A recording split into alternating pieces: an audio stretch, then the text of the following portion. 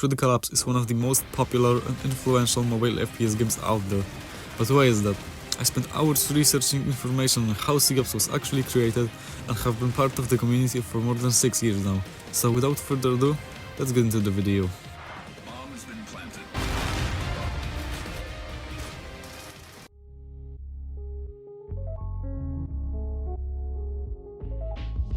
Personally, I was shocked to hear that COPS is a sequel. Yes, a sequel, but more on that later. Let's focus on the first era. It all started in 2011 with Игорь Левачкин, who created an abomination called Critical Strike Portable, which was pretty typical for a 2011 mobile FPS. However, people tended to like it back in the day, as you can tell by these comments. Or these. Yeah, definitely has that vibe to it. The studio that worked on this game was called Studio on Mars and had been founded in 2010. After some digging, I can assume that in 2012 it was renamed to Critical Force Entertainment. Moving forward to 2013, Игорь Левачкин, I left the team due to lack of motivation to continue working on the game. Critical Force continued updating CSP till early 2015 due to issues with Valve, lack of technical stuff and the outdated code. Also, finding this information was kinda awkward. The game had supposedly two names, which the first one was CSP, but it might have been called Critical Mission SWAT before. Please tell me in the comments if you have some further information on any of the topics I addressed.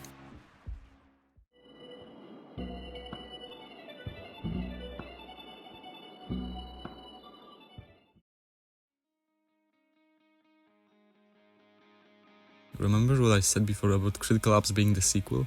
Yeah, after Critical Force abandoned the first game, they started a new project based on it. This is also the time when the first video was uploaded on the official Critical Ops channel, which was a minute of pre-alpha gameplay. It is very unlikely that there exists any older gameplay than this. One thing that I want to focus on is the description. First of all, I reckon that it was edited because of how it's structured.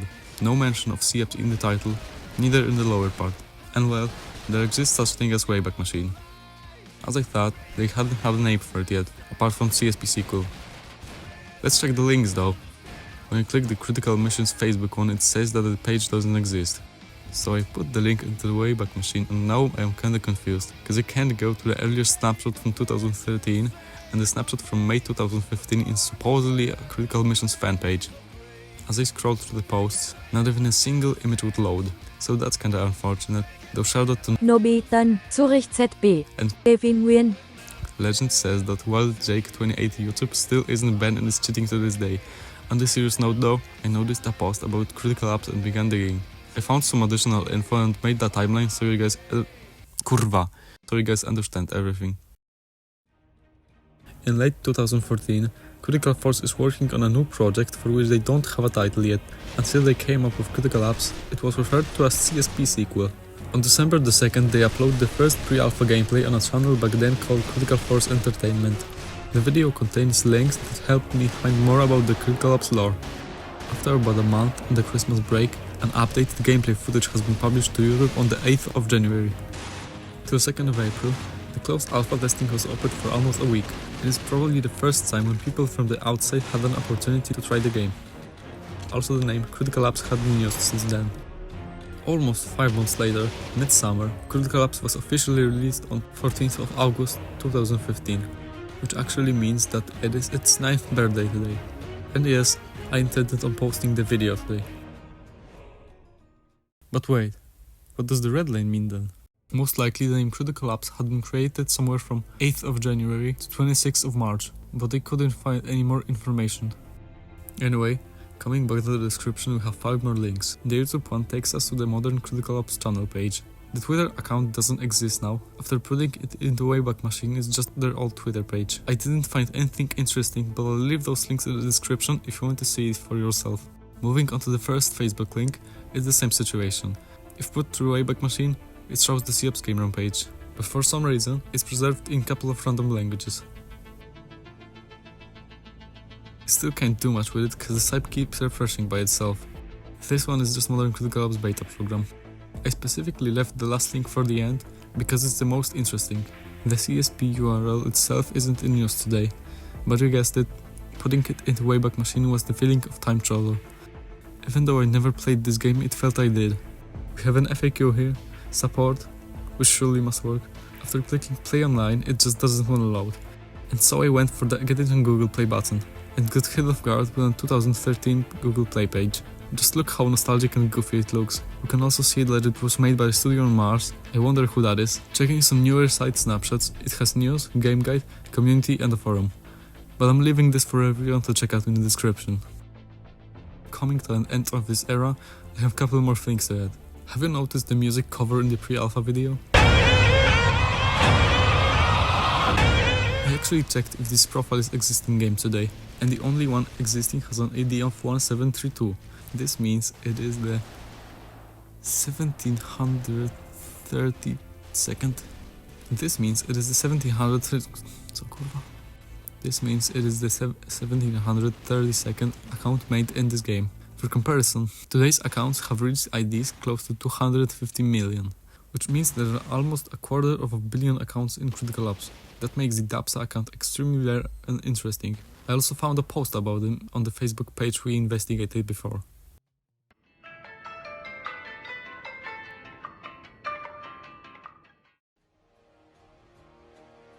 From now on, I'm going to summarize every era in terms of the most important things that happened. As I said before, Critical Ops officially released on summer 2015 on the browser version of Facebook. The game quickly gained interest. Not long after came out on Google Play, about a half a year later started soft launching on iOS, and in August 2016 got moved to Facebook Game Room. 2016 is the year in which the first content creators started posting about COPS. This includes Coolmark, Royal Skyline or Rogues to name a few. For many that became their main niche for years. However, almost all of the major CCs left at this point, which is pretty sad but understandable. There aren't many sources and updates back then, but the game changed significantly. Like literally, it came from this to this in 1.5 years. Here's the list of the most important things added / changed. Most of the gun models have been changed. Lots of new skins, including knives. The UI changed completely. Daily missions, TDM game mode, tutorial, added Bureau and Grounded. On Halloween, as well as during the Christmas season, player decorations became a thing. They weren't interrupting the gameplay in any aspect though.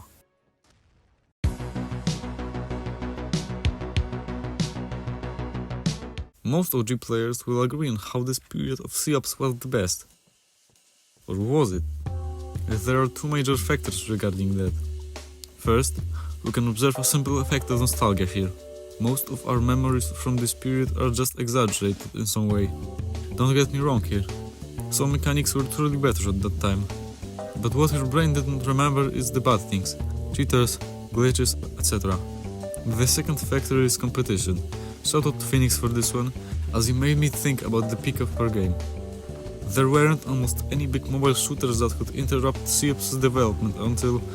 yeah... 3 elephants entered the room. This is Standoff 2, PUBG and Call of Duty Mobile respectively. Critical Force wasn't in a good position with 3 major titles with a significantly bigger budget release one after another. It's hard to blame that on developers. A lot of things happened this era, so I summarized it into a list. News and Friends system, Ranked Game Mode, Clan system, 10th of July 2017. The PC era officially ends with ceased game room support. First TDM map, Brewery. First event, if you can even call it that, which was Winterfest. All it included was the Winterfest case for a limited amount of time. New game mode, Gun Game. Premium case. Spring Fair. New map, Division, which you can also spectate now. Just like all the maps. Milestones, with this masterpiece of an update promotion video. Daily challenges, advertisements, purchasing cases, and that costs you money. Before you do that, let the milestones do the work for you. Hi, it's Andrew here from Critical Force, and I'm here to show you the new milestone feature coming in the latest version of our game, 0.98. Are you tired of doing daily challenges with weapons you don't like? No more, because now you can complete milestones and get cases and credits for free. It's so simple, just take a look. Join quick matches and ranked games to complete milestones, and for each one, you'll get a reward. But wait, because there's more. We are introducing our new tier cases for this feature. These cases will always give you a skin of the same level up to tier 5. And that saves you money to buy more cases. So what are you waiting for? Play Critical Ops now with your buddies and claim your free rewards!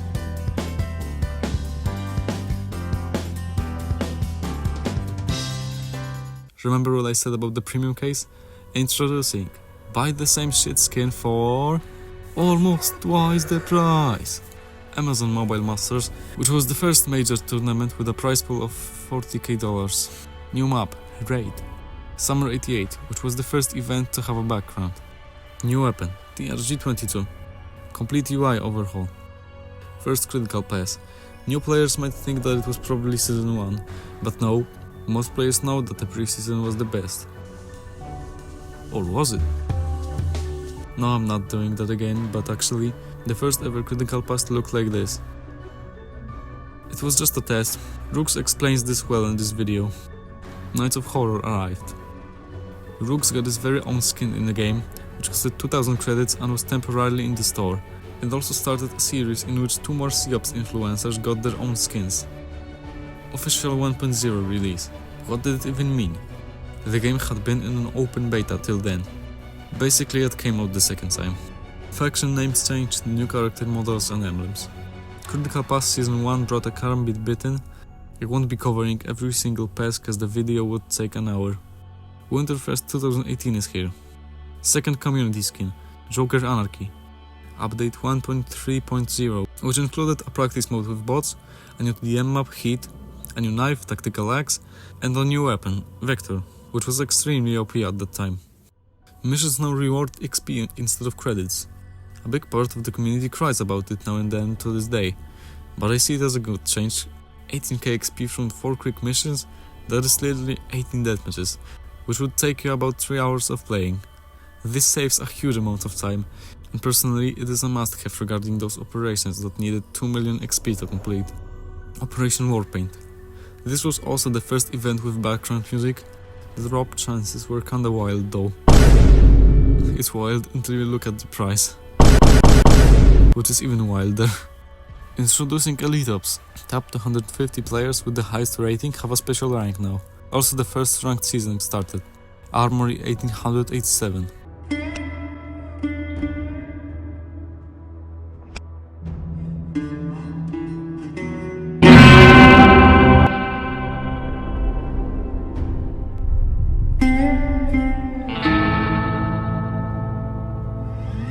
Player levels. Another TDM map, Gallery. Another new sniper, SVD. Summer 89 introduced Sharpshooter, which was a 3 vs 3 with only snipers on park. Even though it was time limited, I enjoyed it a lot. I also won't mention events from now, except if it's a new one.